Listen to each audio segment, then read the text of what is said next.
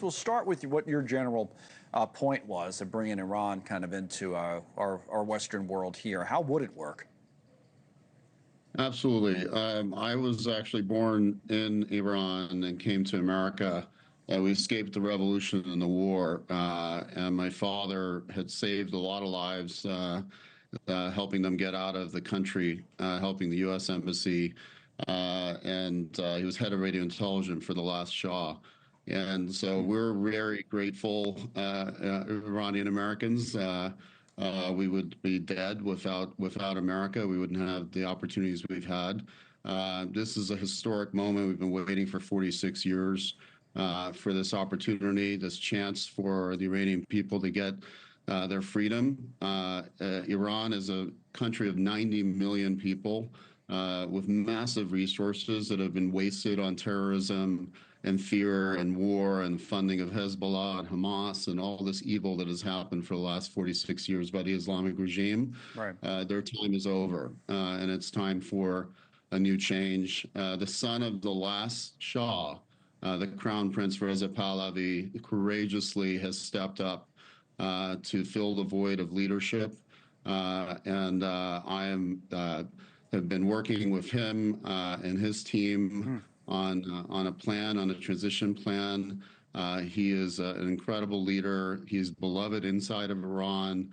There's a chance here if what happens in the next 48, 72 hours, the next 2 weeks, as President Trump has said, for there to be a major change, and what for would the have to Iranian happen, though, Shervin, for that to come out in the streets and demand change? To the people to come out in the streets. So the way you see this playing out is the U.S. gets involved, strikes the nuclear sites, and then what? What would be the progression of events, and that if you had to draw it up?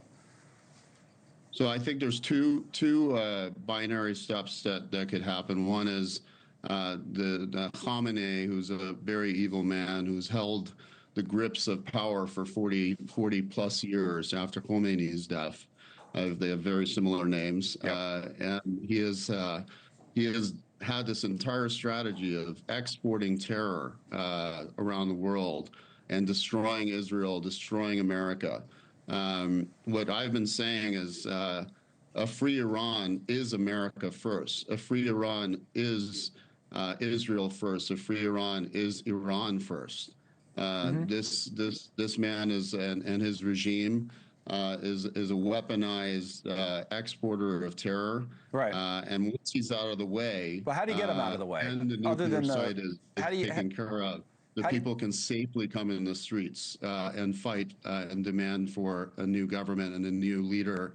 And that's when the Crown Prince can step up as a transitional historic leader to bring the Republic of Iran back to the forefront. And as Michael Eisenberg and I wrote in the op-ed today, Iran has massive resources that are strategically important for the U.S. as well. We need rare earth minerals to be able to fight the AI fight and not let China take over the AI economy of the world.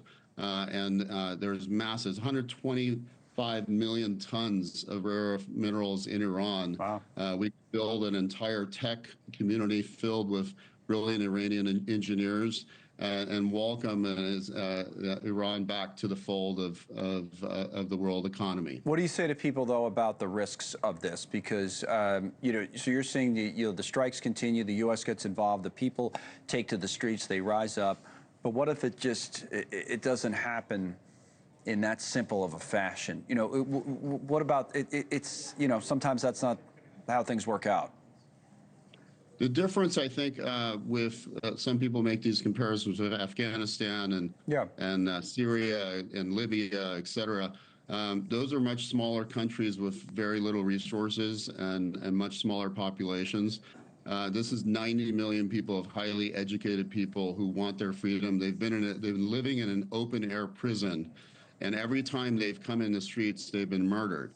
And if they come in the streets right now, they're going to be seen as war combatants, and the Islamic regime, the IRGC, and the Quds Force are going to massacre them.